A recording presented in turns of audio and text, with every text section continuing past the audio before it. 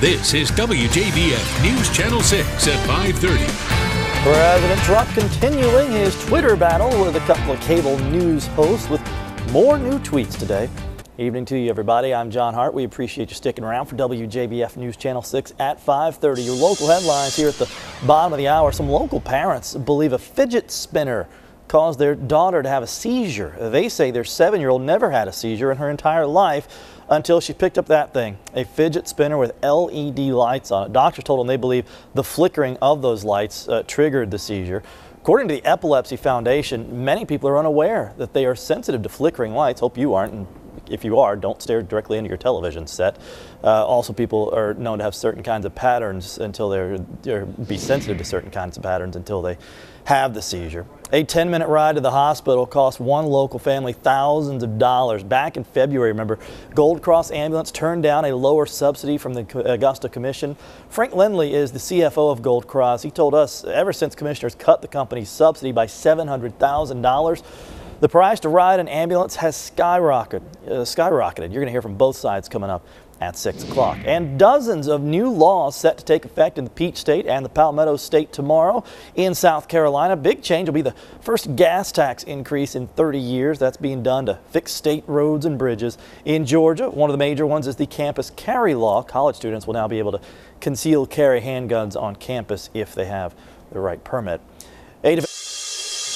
Out of New York, police say multiple people have been shot at a hospital. This is in the Bronx. If you're familiar with NYC, a New York City police spokesman says the gunman and at least one other person is dead. A law enforcement official says the shooter was wearing a lab coat. Apparently a doctor that either worked there or did work there had the rifle concealed in the lab coat.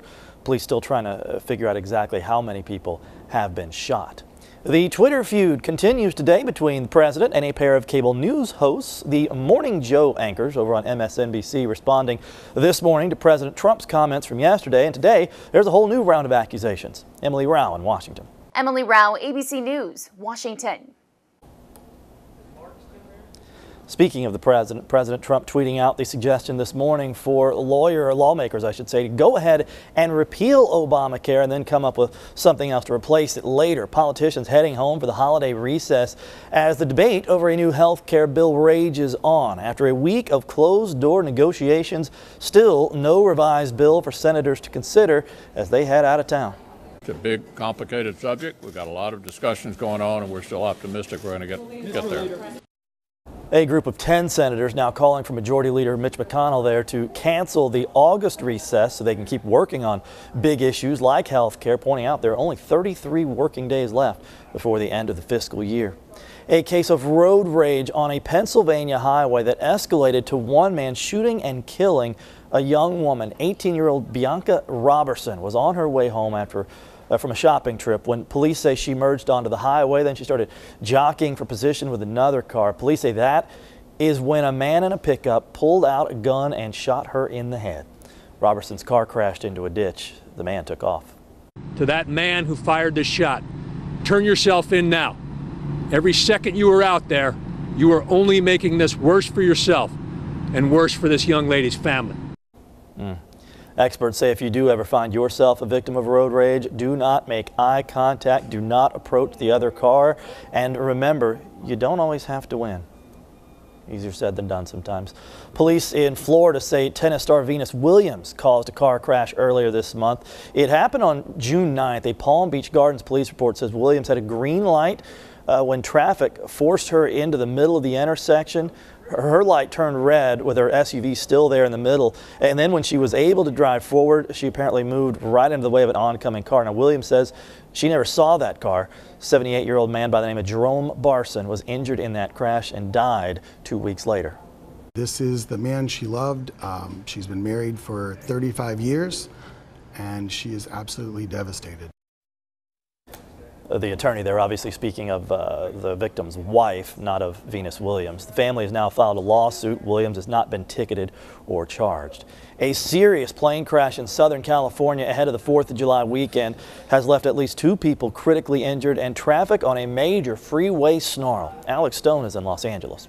Alex Stone, ABC News, Los Angeles. George Myers in the forecast center. It's been an interesting half hour here.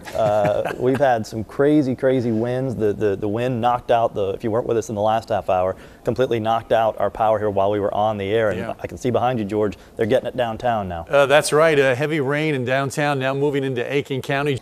All right, George, still ahead. He's not in the band, but he surely stole the show. Plus, going to bed in one city, waking up in another city without leaving your hotel room.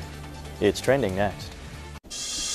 Time for what's trending at 5:30. This I can get on board with. It looks like a bus, but it is actually a hotel on wheels. Cabin is a custom designed bus that provides you some cozy sleeping quarters and posh hotel amenities. It's got a 24/7 attendant, bathrooms, Wi-Fi, a downstairs lounge. I don't know how that works. There's morning espresso and evening tea cabins. Cabin's creator aims to turn tedious regional trips into a luxurious experience. First route going to start July 14th between San Fran and LA. Could you imagine being able to hit up Charlotte or maybe Atlanta, Charleston, just riding in style? A dog wandered onto, look at the left side of your screen. And just under the bed, there we go. Dog wandered onto stage during a performance by the Vienna Chamber Orchestra. This is in Turkey, and the orchestra just kept playing. The unexpected guest, as you might imagine, drew a few laughs from the audience and the orchestra itself. And then, this is my favorite part, he just takes himself a seat right there on the front row.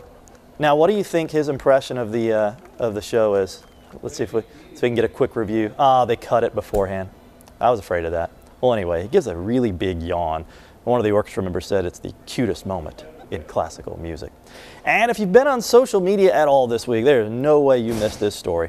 A Texas man who walked 3 miles to work every day at a Waffle House. One day, a stranger stopped by, offered a ride, and that man shared the story online on Facebook Live. Only took a couple of days for enough donations to flow in and buy Justin Corva, that's his name, his very first car. And there's his reaction when they handed him the keys. Corva had about $1,000 saved to buy a ride, says he had no idea how long it was going to take to actually get one.